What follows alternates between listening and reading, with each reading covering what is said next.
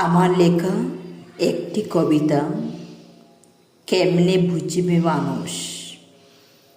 সারাক্ষণ মুখে লেগে আছে হাসি, মুঠোফোনে দিনের পর দিন হচ্ছে দুয়ে কথোপকথন।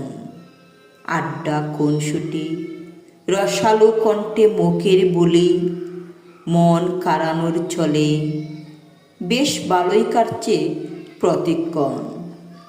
আকাশ ছোঁয়া ভালোবাসা অথই গহীনে, মনের করিডোরে নাচিছে মন প্রেম উতলা হাওয়ায়।